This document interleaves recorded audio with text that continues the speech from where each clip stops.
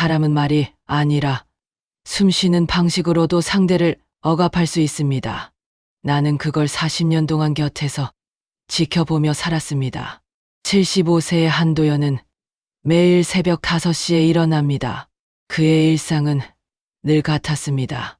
밥을 짓고 반찬을 꺼내 식탁에 올려놓으면 남편 신광호는 손끝 하나 까딱하지 않은 채 식탁 중앙에 주름진 눈썹을 고정합니다. 도연아, 밥이 왜 이렇게 질어? 나한테 먹으라고 이걸 내놨냐? 탕탕 젓가락을 내려놓는 소리. 도연은 아무 말도 하지 않습니다.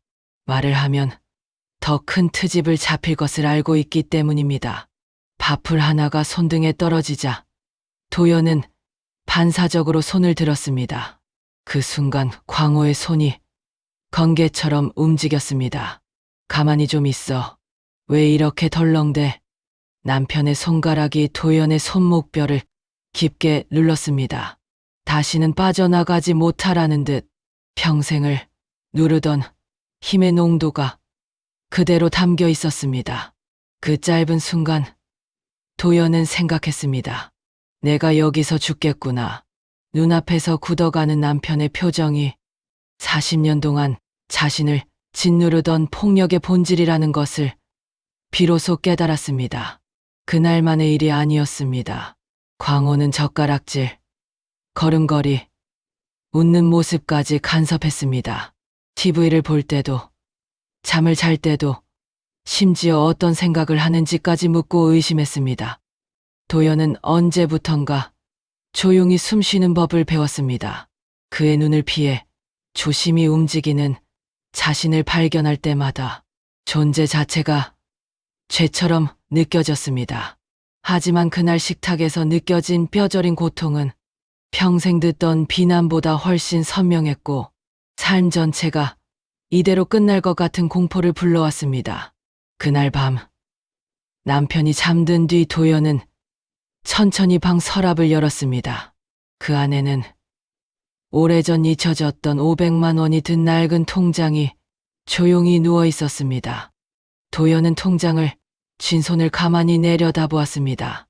이 작은 종이, 묶음이 자신의 남은 생을 바꿀 유일한 탈출구라는 것을 느꼈습니다. 그리고 아주 조용히 신발끈을 묶었습니다. 광호 씨, 난 이제 그만 살고 싶어.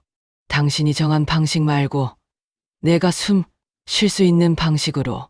문고리가 천천히 돌아갔습니다. 40년 동안 한 번도 넘어보지 못했던 문턱을 도연은 처음으로 스스로 넘었습니다. 75세의 집을 나오는 건 미친 짓이라고들 했습니다. 하지만 나에게 그 선택은 살아남기 위한 유일한 길이었습니다. 문을 나선 도연은 발이 닿는 곳으로 향하다 결국 동네 찜질방에 몸을 뉘었습니다. 처음으로 남편의 눈치를 보지 않고 누운 자리였지만 낯선 천장과 텅 빈 복도가 새로운 공포로 다가왔습니다. 새벽 3시. 도연은 조용히 일어나 온돌 바닥을 맨손으로 짚었습니다. 차갑지도 따뜻하지도 않은 그 어중간한 온도가 자신의 인생과 닮아 있다는 생각이 스쳤습니다. 그날 오후 도연은 부동산 사무실을 찾아 보증금 500만 원짜리 작은 원룸을 계약했습니다. 인생에서 처음으로 한도연이라는 이름만 적힌 계약서였습니다. 벽지는 오래되고 창문은 작았지만 도연에게 그 방은 평생 꿈꿔온 자유의 첫 발걸음이었습니다. 열쇠를 손바닥에 올려두고 도연은 작게 중얼거렸습니다. 이제 여기서부터 다시 살아보자. 담담함과 떨림이 동시에 밀려왔습니다. 원룸으로 돌아온 도연은 편의점에서 사온 즉석밥과 김치를 꺼냈습니다. 평생 남편과 자식들의 입맛만 맞춰온 그녀는 정작 자신이 무엇을 좋아하는지도 몰랐습니다. 따뜻한 밥 한 숟가락을 입에 넣는 순간 도연의 눈이 가만히 뜨거워졌습니다. 나는 누구를 위해 살아왔던 거지? 자유가 이렇게 고독한 색을 띈다는 사실을 그날 처음 알았습니다. 휴대폰에는 아들 신민호와 딸 신민지의 메시지가 도착해 있었습니다. 엄마, 어디야? 아버지가 걱정돼서 난리야. 엄마 나가시면 우리도 곤란해. 일단 들어와. 그 속엔 도연의 안부도 감정도 없었습니다. 단지 아버지의 체면과 집안 문제만 생각할 뿐. 도연은 답장을 쓰지 않았습니다.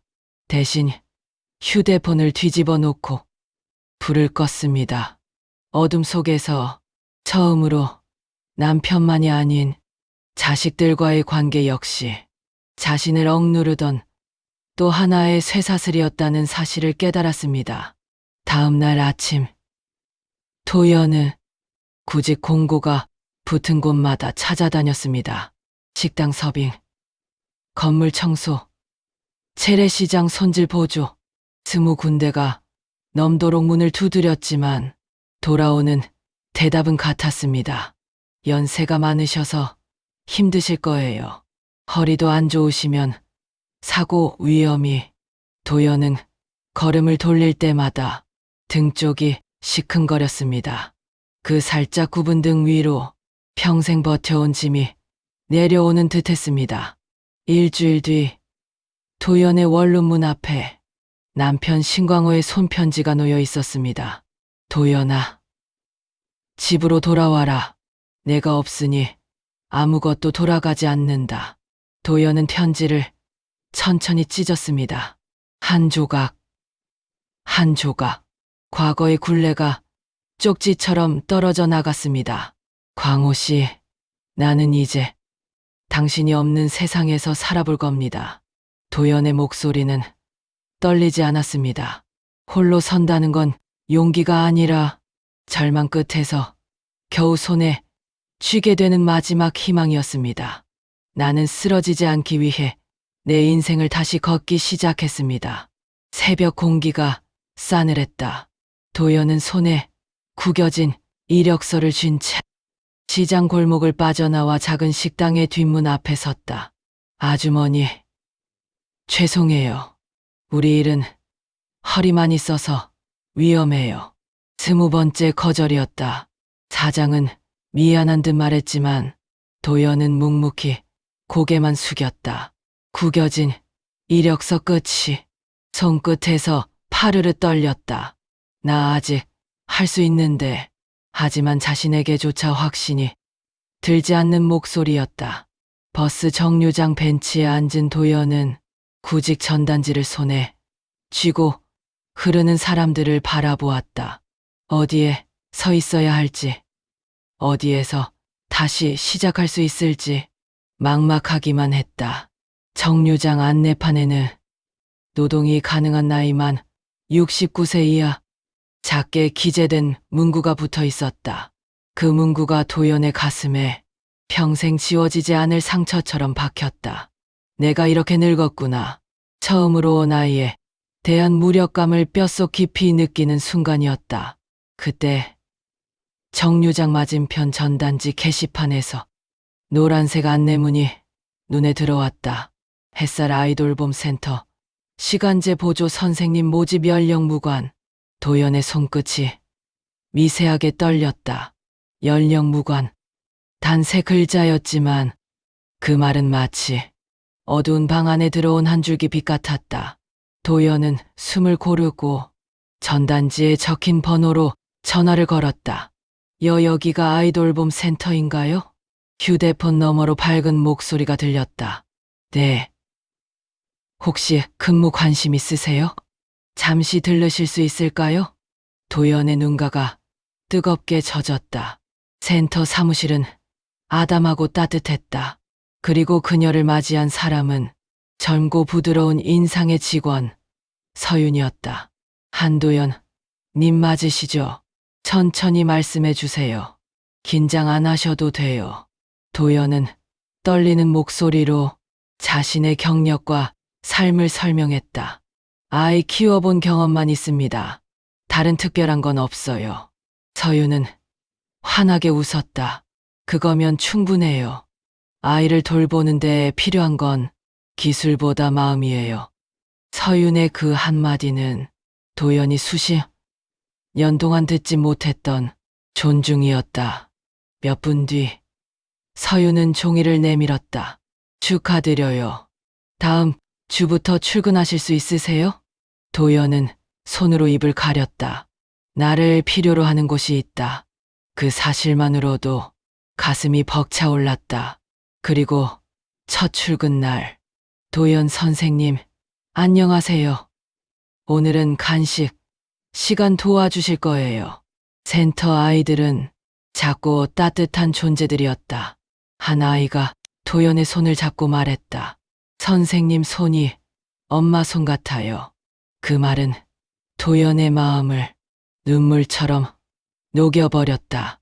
오랜 시간 누군가에게 귀하게 불리지 못했던 그녀의 이름이 아이들의 입에서 자연스레 흘러나왔다. 도연 선생님. 그날 도연은 깨달았다. 나는 아직 누군가에게 필요한 사람이다. 첫 월급 봉투는 크지 않았다. 하지만 도연은 그 봉투를 손바닥에 올려놓고 오랫동안 바라보았다. 내 손으로 내가 번 돈이야. 남편의 잔소리도 무시도 억압도 없는 세상에서 처음으로 얻은 수입이었다. 원룸 창문 너머로 도시의 불빛이 희미하게 반짝였다. 나 다시 사라질 수 있을까? 그날 밤 도연은 지난 몇 년 중 가장 깊고 편안한 잠을 잤다.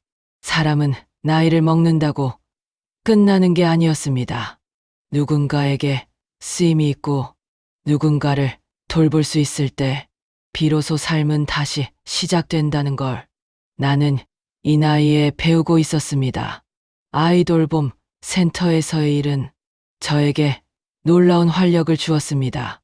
어느 날 아이들이 감기에 걸려 칭얼거린다는 소식을 듣고 집에서 밤새 호박을 쪄 정성껏 호박죽을 끓여갔습니다.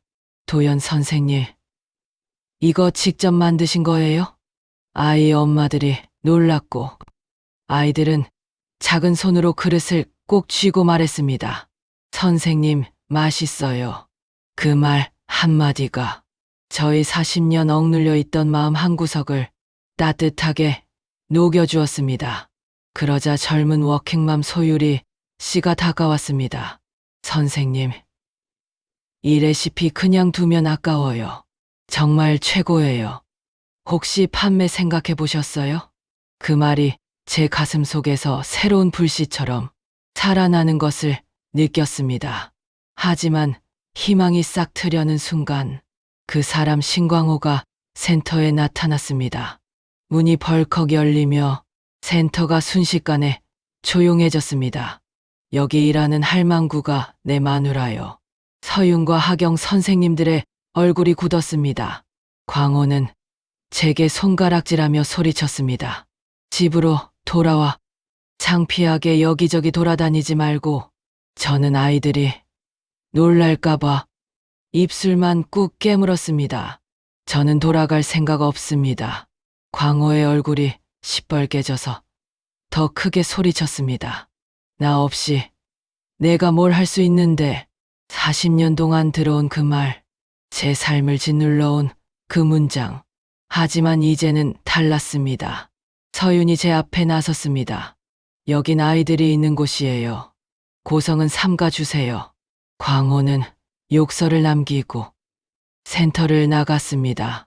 제 어깨는 떨리고 있었지만 그날 저는 깨달았습니다. 도망치는 건 그가 아니라 나였다. 며칠 뒤 소유리 씨가 말을 꺼냈습니다. 선생님, 호박죽 더 할 수 있어요? 맘카페에 올렸더니 난리 났어요.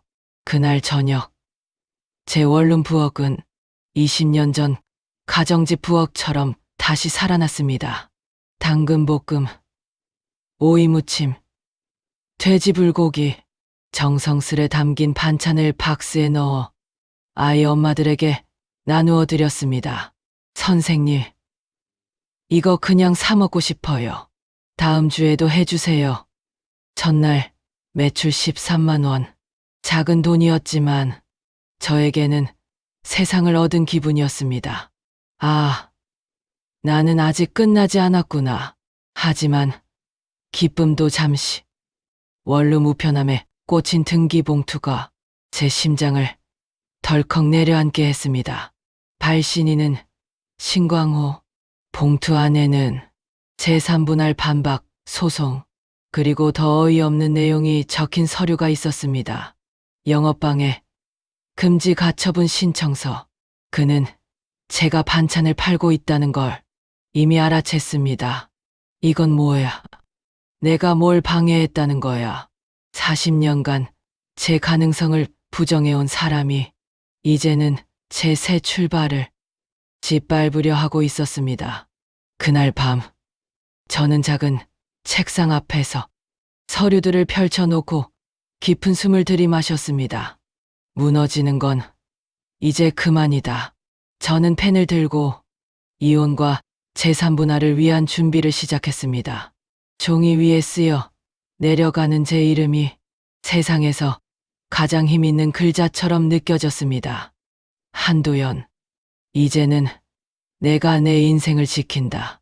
그리고 다음 날, 저는 도망치지 않기로 마음먹었습니다. 아이들에게 줄 반찬을 챙기며 조심스레 미소가 지어졌습니다. 광호는 나를 막을 수 없다. 내 인생은 이제 시작이니까. 그날 이후 제 원룸 부엌은 매일 아침 전쟁터가 되었습니다. 미역을 데치고 달걀을 삶고 크게 달군 팬에 돼지 불고기를 볶으면서 저는 서서히 살아있다는 느낌을 되찾았습니다. 도연 선생님, 이번 주는 10세트 가능해요? 저도요. 3세트만 부탁드려요. 맘카페에 올라간 글 하나가 폭발적인 반응으로 이어졌습니다. 손이 바쁘게 움직이면서도 저는 자꾸 웃음이 새어나왔습니다. 40년 동안 부정당한 손맛이 이제야 세상에서 빛을 보는구나. 그날 저녁 소유리 씨가 찾아왔습니다. 노트북을 펴서 저에게 여러 자료를 보여주는데 저는 믿기지가 않았습니다. 선생님, 이건 그냥 반찬이 아니에요. 정성 자체예요. 그게 요즘 가장 귀한 가치예요. 소유리는 마케팅 전문가였습니다. 그녀는 브랜드 이름부터 제안했습니다. 엄마의 손맛, 엄마의 마음, 어때요? 엄마의 부엌은요? 그 이름을 듣는 순간 가슴 안쪽이 뜨겁게 일렁였습니다. 그래, 나는 누군가에게 엄마였고 또 많은 이들에게 따뜻함을 줄 수 있는 사람이었지. 그때 처음 저는 이 작은 반찬들이 누군가의 하루를 지탱할 수 있다는 걸 깨달았습니다. 하지만 기쁨도 잠시. 갑자기 신광호가 센터에 들이닥쳤습니다. 서윤과 하경 선생님이 깜짝 놀라 저 앞에 서서 막아섰습니다. 도연아, 나랑 집에 가자. 그는 사람들 앞에서 제 이름을 크게 부르며 서류 뭉치를 제 얼굴 가까이에 흔들었습니다. 이거 봐. 너 내가 모를 줄 알았냐? 반찬 장사한다며. 그거 불법이야. 아이들이 놀라 울음을 터뜨렸고 저는 깊게 고개를 숙였습니다. 광호 씨, 제발 여기서는. 그는 제 말을 끊었습니다. 내 돈으로 산 냄비, 냉장고, 그동안 사준 음식들 다 내 재산이야. 너 그걸로 장사해놓고 잘도 버티겠다. 순간 40년 동안 묵혀있던 모멸감이 다시 목을 조여왔습니다. 며칠 후 원룸으로 돌아온 저는 우편함에서 또 다른 등기봉투를 꺼냈습니다. 영업방해, 금지 가처분 신청, 제3분할 반박 의견서. 저는 손이 떨려 봉투를 제대로 잡을 수 없었습니다. 아직도 날 이렇게 묶어두려는구나. 광호는 제가 두려워서 포기하기를 바랐겠죠. 하지만 저는 오히려 마음이 더 단단해졌습니다. 40년 동안 나를 약하게 만든 사람은 이제 더 이상 내 인생을 결정할 수 없다.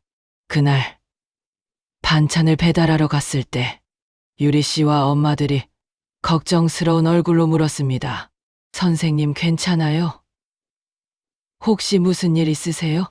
우리라도 도와드릴게요. 저는 아무렇지 않은 척 웃었지만 사람들의 손길에서 난생 처음으로 지지받는다는 것을 느꼈습니다.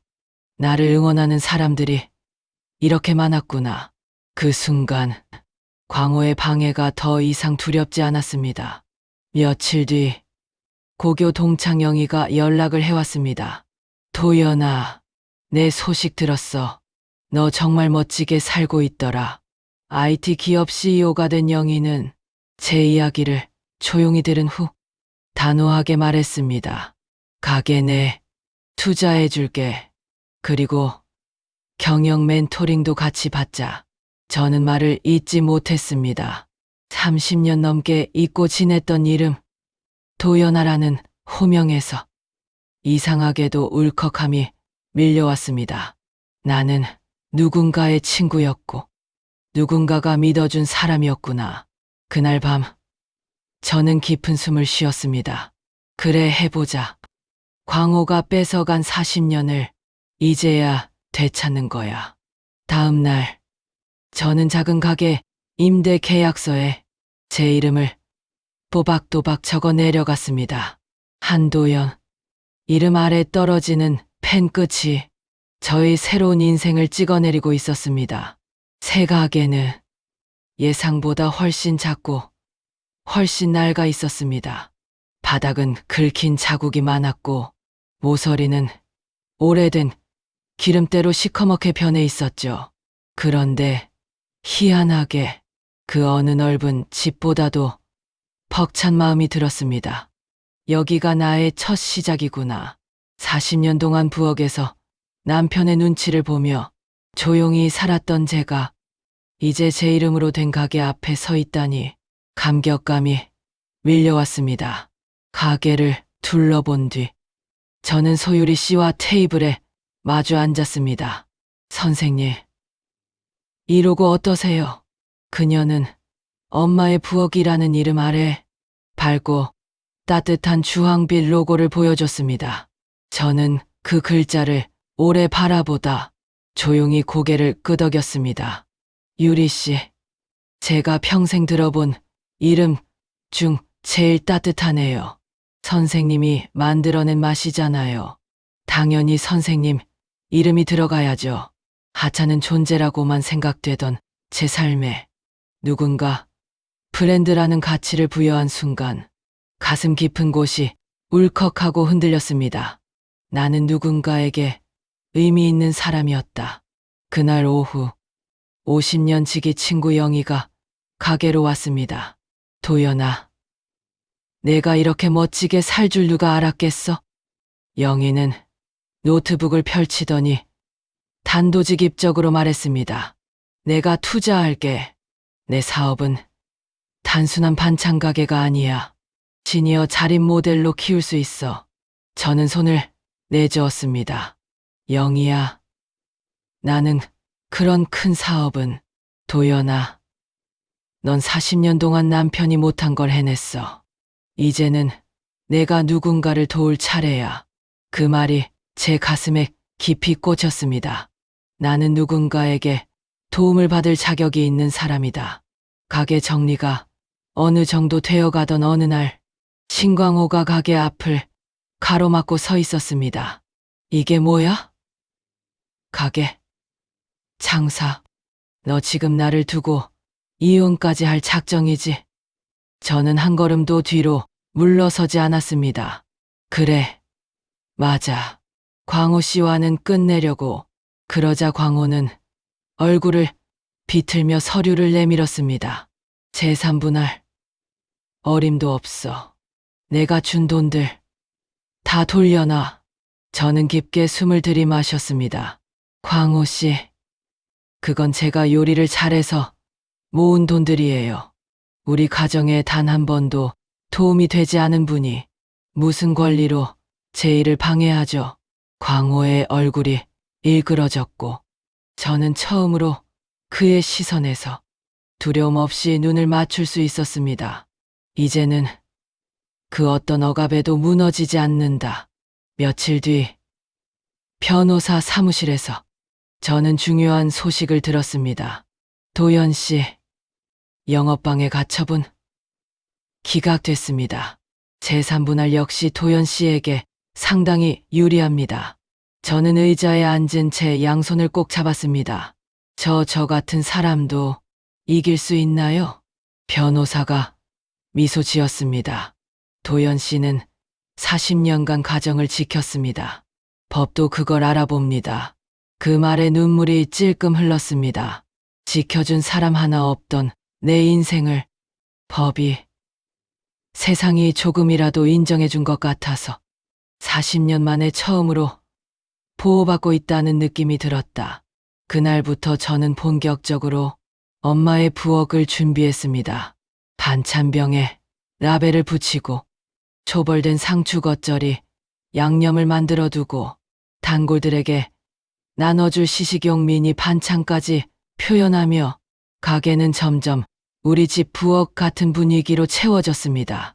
가게 문을 바라보며 저는 속으로 중얼거렸습니다. 도연아, 정말 여기까지 왔다. 그리고 드디어 제 인생의 새로운 첫 장이 열렸습니다. 조연, 영희, 엄마들, 센터 선생님들 모두가 작은 가게 앞에 모여 박수를 쳐주었습니다. 저는 가위로 작은 리본을 자르며 말했습니다. 이 가게는 저의 자유와 저 같은 사람들을 위한 공간입니다. 박수 소리가 퍼지고 햇빛이 가게 창문에 부딪혀 반짝였습니다. 제 심장은 40년 만에 처음으로 제 이름대로 뛰고 있었습니다. 나는 이제 누구의 그림자도 아닌 오직 나 자신으로 산다. 가게가 문을 연 지 2달. 엄마의 부엌은 시장의 작은 가게에서 동네 전체가 찾는 브랜드로 성장했습니다. 문을 열자마자 줄이 길게 늘어섰습니다. 도연 사장님, 어제 그 오이 무침 또 있나요? 그 불고기 좀 더 만들어주세요. 누군가의 입에 들어갈 반찬을 만든다는 건 고되지만 너무나 따뜻한 일이었습니다. 그리고 어느 날 기자 한 명이 가게로 들어왔습니다. 요즘 시니어 창업의 롤모델이라 들었습니다. 인터뷰 가능할까요? 내 이름을 남편이 아니 창업가로 불러주는 순간이었습니다. 나는 누구의 아내가 아니라 나로 존재했다. 하지만 기쁜 순간은 오래가지 않았습니다.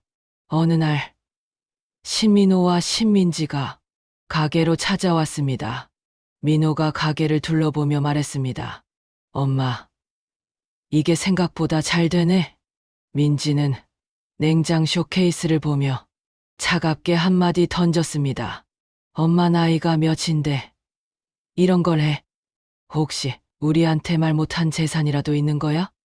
그 말에 저는 선체로 굳어버렸습니다. 너희 나한테 축하해주러 온 거 아니었니? 민호는 웃으며 말했습니다. 엄마, 솔직히 말해봐. 이 가게 우리도 지분 있어야 하는 거 아니야? 나는 손에 들고 있던 집게를 거의 떨어뜨릴 뻔했습니다. 이 아이들은 지금 이 순간에도 나를 돈으로만 보고 있구나. 그 뒤로 가게는 더 바빠졌고 저는 몸을 혹사시키다시피 일했습니다. 어느 날 김치를 버무리던 제 손목에서 갑자기 뚝 하는 소리가 들렸습니다. 아, 그 자리에서 손을 들지도 못하고 벽에 기대 앉았습니다. 병원에서는 이렇게 말했습니다. 심한 관절염입니다. 한동안은 절대 무리하시면 안 돼요.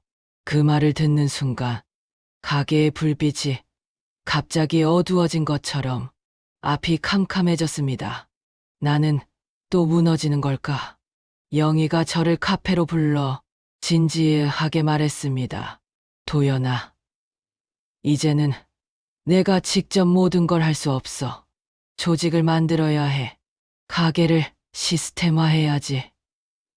저는 떨리는 목소리로 말했습니다. 영희야, 난 그런 큰 돈, 큰 조직은 넌 이미 하고 있어. 내가 만든 맛과 정성은 브랜드야. 이건 너만의 힘이야. 영희의 눈빛은 흔들림이 없었습니다. 그 눈빛을 보며 저는 비로소 깨달았습니다. 내 인생의 두 번째 챕터가 이제 막 시작되고 있었다. 몸이 아픈 줄도 모르고 가게 운영에만 몰두하던 어느 날 민호와 민지가 제 원룸으로 찾아왔습니다. 엄마, 이제 장사 좀 쉬어. 괜히 사고라도 나면 우리만 고생이지. 저는 말문이 막혔습니다. 너희 나 걱정해서 온 거니? 아니면 가게 때문에 온 거니? 민호가 대답했습니다. 엄마, 솔직히 말하자면 이 가게 우리가 물려받아야 하지 않겠어? 그 한마디에 40년 남편에게 받던 무시는 온전히 이 아이들에게서 재현되고 있었습니다. 저는 단호히 말했습니다. 이 가게는 너희와 아무 관계 없다. 민지는 비웃으며 말했습니다. 엄마, 그럼 누구 줄 건데? 저는 조용히 대답했습니다. 필요한 사람들에게. 그날 밤, 저는 책상 앞에 앉아 오랫동안 펜을 쥐고 있었습니다. 내가 지켜야 할 사람은 누구인가? 그리고 천천히 유언장을 쓰기 시작했습니다. 엄마의 부엌 모든 권리, 상표, 재단 운영권은 신민호, 신민지에게 귀속되지 않는다. 손이 조금 떨렸지만 마음은 이상할 만큼 편안했습니다. 나는 지금 내 인생을 완전히 되찾고 있다. 그리고 마침내 영희의 도움과 유리 씨의 조언을 모아 저는 엄마의 부엌 시니어 자립지원재단을 만들었습니다. 저 같은 여성, 저처럼 평생 억눌려 살다가 뒤늦게 용기를 내야 했던 사람들을 위해 교육과 창업, 일자리를 지원하는 재단, 기조연설을 하며 마이크를 잡은 제 두 손이 전혀 떨리지 않았다는 사실에 스스로도 놀랐습니다. 여기까지 오다니 나는 정말 살아남았구나. 재단의 첫 프로그램 날, 밝은 커뮤니티 주방에는 제 또래의 여성들이 모여 있었습니다. 누군가는 손을 떨며 칼을 잡았고 누군가는 40년 만에 처음 요리해봐요 라며 머쓱한 표정을 지었습니다. 저는 그 손을 하나하나 잡아주며 말했습니다. 우리가 늦은 게 아니라 지금이 바로 시작이에요.